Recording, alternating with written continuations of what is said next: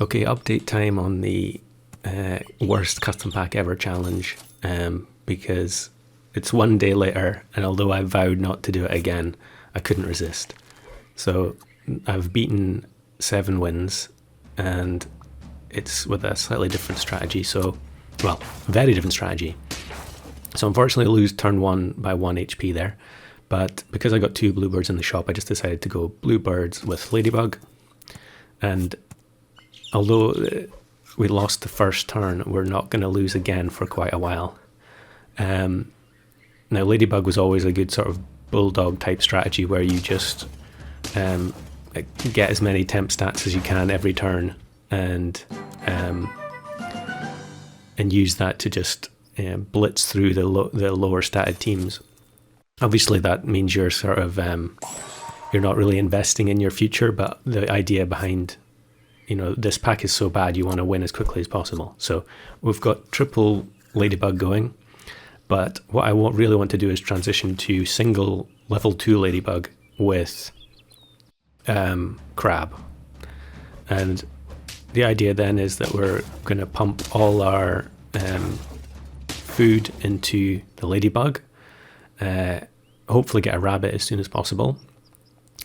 That means that the ladybug will be very slowly scaling in HP, because now they change ladybug so it doesn't buff health, it only buffs attack. And then the idea will be to build up a crab, which will copy the health that the rabbit has given to the ladybug. So luckily we get rabbit straight away, and that means we can start scaling the health of the ladybug. Unfortunately, your options for that are either just keep feeding it equipment or give it cookie and cupcake over and over, which is fine for trying to win rounds quickly, but it also means that your stats are deteriorating back every round. So for each cupcake, yes, it's +3/+3 that turn, but ultimately it's only +1 from the rabbit, because it will reset the next turn. So here I'm trying to debate what to do. There's a cupcake in the shop. I'm probably going to have to buy the honey as well, or maybe I'm going to risk it. Yeah, I risked it. So now we've got 3 terrible statted units plus a bear. So I'm basically got no option but to buy the bear and put the cupcake. I don't know why I thought about putting it on the crab there, but put it on the ladybug, and then put the croissant on the crab, because it will be copying HP from the ladybug, but its attack is pretty low. So we go up against a fairly weak team there, which is perfect. And then get the cucumber, which is important to get as much HP onto the ladybug as possible, because every stat point on the ladybug will eventually duplicate on the crab when I get it to level 2. And unfortunately, because there's in this strat compared to the previous one, I was rolling constantly to try and get salamander and duckling. But in this one, what you're really trying to do is maximize how much you get out of every single drop of gold. So there's a crab, which, although I was thinking about here going 2 crabs, but I think it's better just to stick with the bear. It's got passable stats as a filler unit.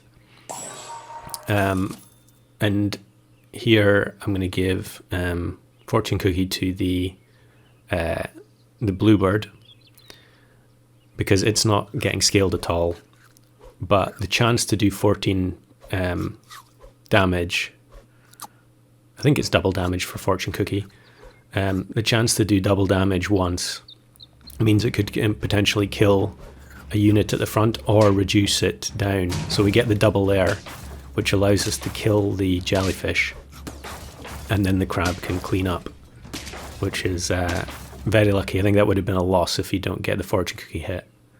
It would also possibly be worth using chili as well. I don't know if I ever get the chance to buy it in this run, but So the ladybug is gradually, building up its stats, and it's just a case of buying 3 food per turn almost every turn, except for if we get crab in the shop or possibly snail. It might be worth selling rabbit. The later it goes, the rabbit does less and less. So it might be worth, if there's 1 or 2 snails in the shop, it might be worth selling and rebuying a level 1 rabbit. But here we go against an extremely weak horse summon team, which is ideal for the double garlic. And I think, the bear will take care of business. And there we get the crab. Ideal. So now that crab is going to be copying 13 or, whatever stats the ladybug gets. Now here, I decided not to risk rolling and just spend because the ladybug's attack is so low without buying multiple food items, because it's getting +4 attack each time. And great that the bluebird buffs the ladybug there as well. And this is ideal, where you've got elephant train with no melon or anything like that. And so now I'm on 8, so I've already beaten my score from yesterday. So I was feeling pretty pleased with myself, but I also thought there was a decent chance that this could actually win, because we're only on turn 10. And although it's fairly uncommon, you can still go against really weird looking teams on turn 10. So here I feed the ladybug the lemon again, because I want it to keep lemon, but I also want its attack to go up for this turn. And we go against another team with no melon, and the chili on the crab clears out that team. And we've still got 9 lives, but the problem is, if I don't win this next turn, I'm going to start going up against teams that are full of tier 5s and 6s, and it's going to be curtains.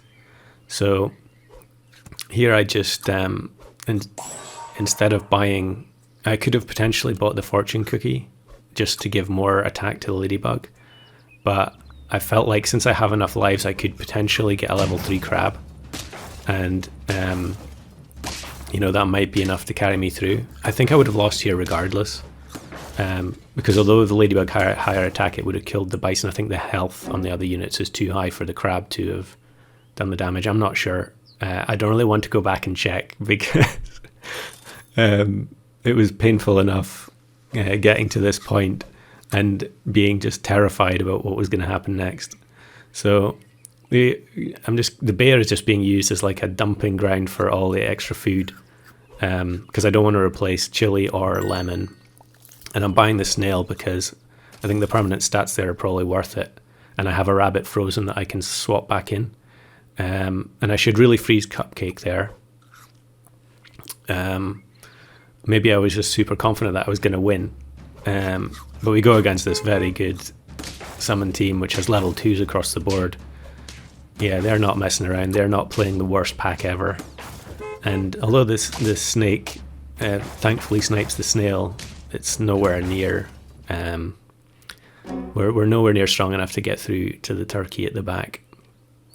So now it's basically free fall, because the quality of teams you're facing is just all the really bad teams have been weeded out. So here I probably should have bought the rabbit first there, but I was contemplating running a 4 squad if I got good foods there in the shop. If I'd got maybe 2 cupcakes or something, I could have just put both of them on the ladybug and just hoped for it. But unfortunately the matchmaking says you've had too many easy runs and now you're going to face the same team twice in a row. So kind of unfortunate, but it was probably very, very fortunate to get this far in the first place. But I think this definitely shows that it is possible to get 10 wins with this pack. It's just going to take an awful lot of perseverance and an awful lot of good shop RNG.